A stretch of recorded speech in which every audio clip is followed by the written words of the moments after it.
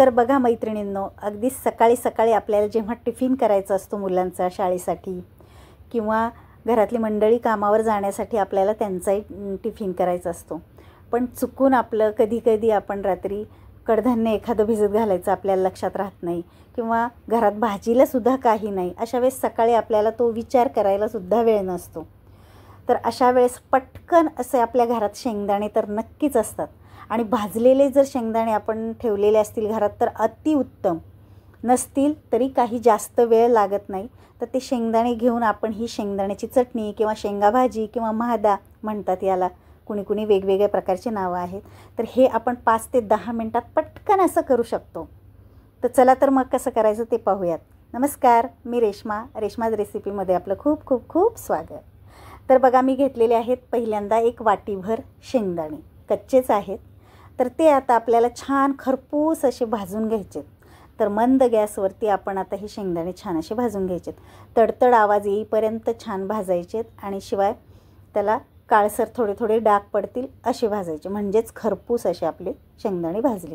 तर बघू शकताय तुम्ही, हे शेंगदाणे आपले छान असे खरपूस भाजलेले आहेत. तर आता आपण ते काढून घेऊयात आणि एका प्लेटमध्ये थंड करायला बाजूला ठेवून देऊयात. तर आता तोपर्यंत आपण काय करायचं, ह्या चटणीला लगेच फोडणी द्यायची.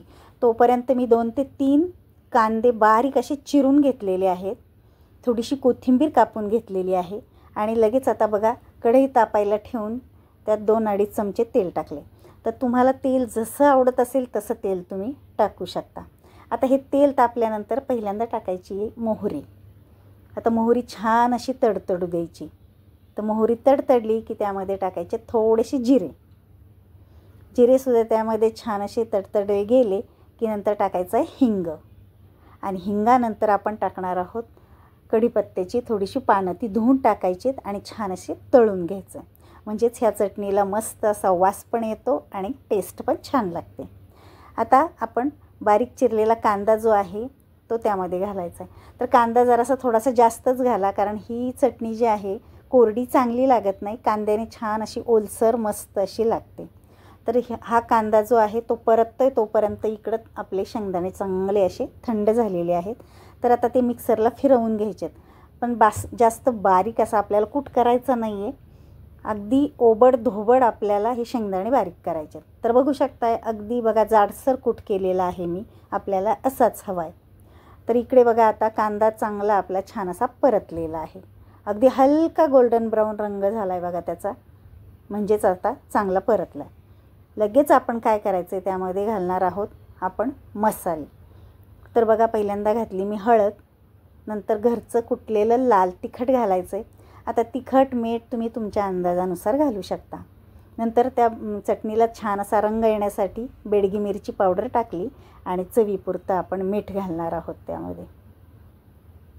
आता हे सगळं आपल्याला तेलामध्ये मंद गॅसवरती परतून घ्यायचं आहे, म्हणजे या मसाल्यांचा कच्चा वास निघून जातो आणि ही चटणी आपली छान लागते.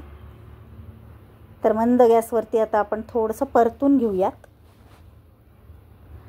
त्या चटणीला जास्त काही वेळ लागत नाही, पण थोडंसं परतलं तर ही चटणी चांगली लागते. आता हे परतून झालं आहे बघा. आता आपण त्यामध्ये टाकणार आहोत हा शेंगदाण्याचा कूट. तर बघा आता अगदी जाडसर आहे, मस्त दाताखाली शेंगदाणे आले की ही चटणी खूप छान लागते. तर जवळपास बघा काही तर शेंगदाणे अर्धे आहेत बघा. आता हे शेंगदाण्याचा कूट जो आहे तो चांगला आपण परतून घ्यायचा. एकदा मस्त असं मिक्स करून परतून घेऊयात. तर गॅस अगदी बारीकच ठेवायचा आहे, घाई झाली म्हणून थोडासा वाढवायचा नाही, कारण जर थोडंसं कुठे करपलं तर ही चटणी चांगली लागत नाही, करपट वास येतो. तर मंद गॅसवरती थोडंसं परतून घ्यायचं आहे. आणि आता आपण त्यामध्ये टाकणार आहोत पाणी. तर पाणी आपल्याला अशा पद्धतीने टाकायचं आहे की तुम्हाला जर जास्त शेंगदाणे मऊ आवडत असतील तर पाणी तुम्ही जास्त घाला, आणि थोडंसं दाताखाली कडक शेंगदाणा आलेला जर तुम्हाला आवडत असेल तर थोडंसं पाणी कमी घाला. तर मी अर्धी वाटी पाणी घालते, मला थोडंसं दाताखाली शेंगदाणा थोडासा कडक आलेला आवडतो म्हणून मी अर्धी वाटी पाणी घातले. तुम्हाला जर मऊ हवा असेल तर तुम्ही थोडंसं पाणी वाढवू शकता. आता हे थोडंसं मिक्स करून घेऊयात. आता या पाण्यामध्येच हे शेंगदाणे तेवढे शिजले गेले पाहिजेत. तर बघा थोडंसं हलवून घ्यायचं आहे आणि आता आपण त्यावरती थोडंसं वाफेवरती शिजण्यासाठी थोड्या वेळ झाकण ठेवायचं आहे, अगदी एखाद्या मिनिटभर. आता मिनिटभराने बघा आपण झाकण काढून बघूयात. तर बघा पाणी पूर्ण त्यातलं आटलेलं आहे. म्हणजेच आपली आता शेंगदाण्याची चटणी शिजलेली आहे आणि तयारसुद्धा झालेली आहे बघा मस्त अशी. तुम्ही जर जास्त पाणी टाकलं तर अजून थोडीशी ओलसर होते. तुम्हाला जसे आवडेल तसं तुम्ही पाणी टाकू शकता त्यामध्ये.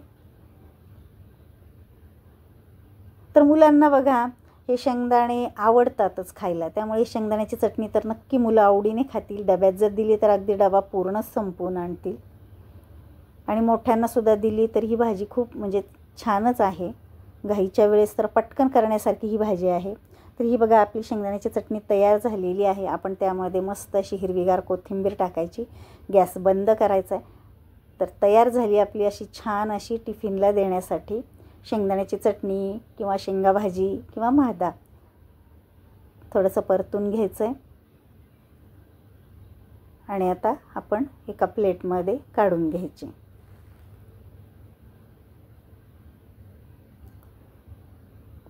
तर बघा झाली की नाही, अगदी 5 ते 10 मिनिटातच आपली ही चटणी तयार झाली.